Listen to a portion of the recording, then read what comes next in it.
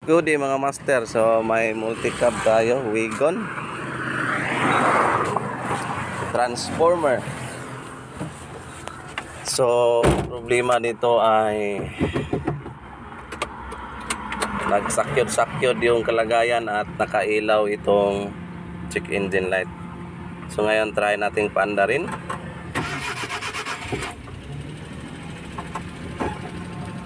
Yan, kita natin na nakailaw siya. Dapat kasi pag andar na yung engine ay namamatay ito. So ang concern dito ay nagkiyod-kiyod yung kalagayan or nagsakyod-sakyod ba yung tawag dyan. So ngayon ay try nating patakbuhin.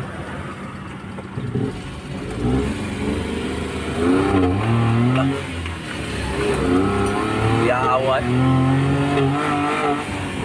Yung under ng engine ay putol-putol, kita naman natin.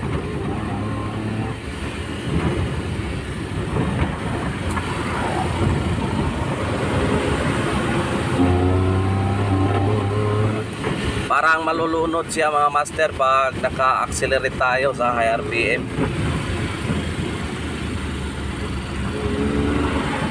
So bere tayo mamaya pag maluwag na yung daan. Oh.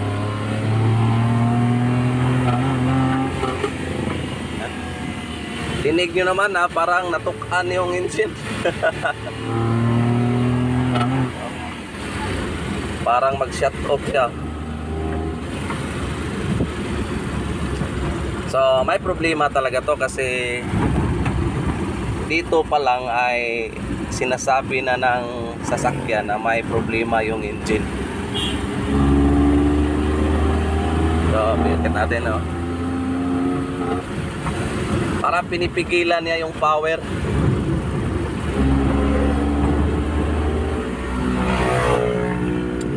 So ito yung isosolve natin.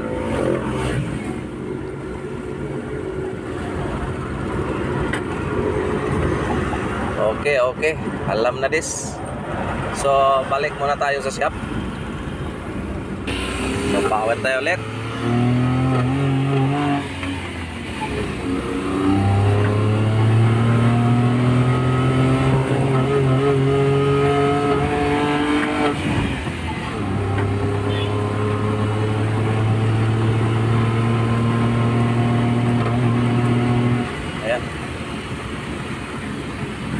So ang gawin natin dito ay hilutin lang natin to, hilutin dahil may piang. Alright. So wala na tayong paligoy-ligoy pa. Ito yung suspect natin. Oxygen sensor. Ito yung brand new na ikakabit natin. Pero ang salarin talaga ng kumakadjot-kadjot ay ito, knock sensor. Based on experience ng nasa Cagayan de Oro pa tayo. So ngayon mga master ay try na natin tong patakbuhin dahil yung check engine niya ay nawala na.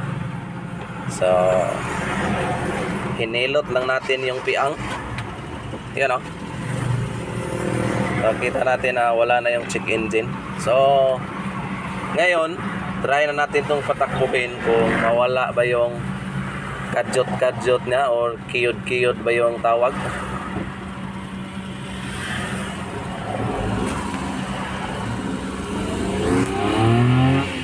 Yun, oh! Parang play na ng takbo. Yes!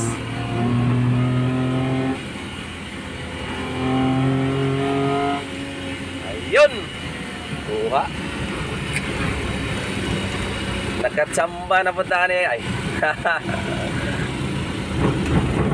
So, yung check engine ay wala na. Tapos yung kadjot-kadjot ng engine. So, pag dati kasi nung hindi pa natin ito na-solve, pag RPM mo ay mag kiyod-kiyod yung kahimtang.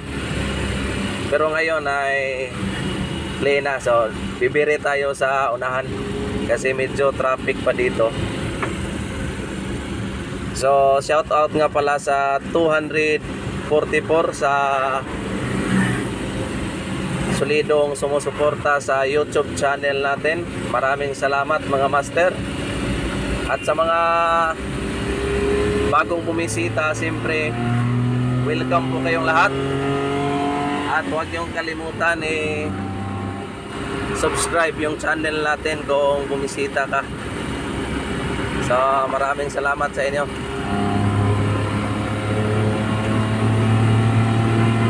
Yun, no? Yung takbo ng engine ay talagang matuli na. Wala nang putol-putol.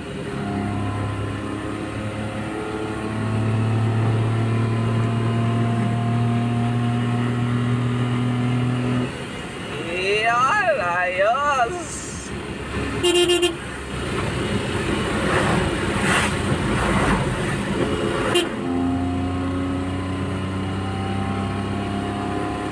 Good job.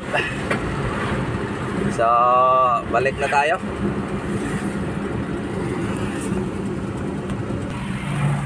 So ngayon, huminto tayo mga master. Tingnan nyo yung takbo kung gaano ba ka-plain. Hindi na ako makajut-kajut. Go. Second gear. Third gear. Ayos.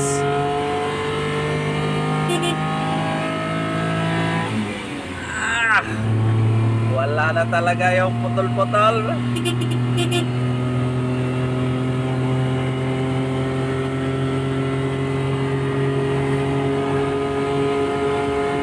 Ayos, ayos, ayos. So yun lang yung pinalitan natin dito, yung knock sensor at saka oxygen sensor. Ang location ng knock sensor dito mga master sa D63 engine G6A, nasa ilalim ng intake manifold. Alright, God bless ating lahat. Yes sir.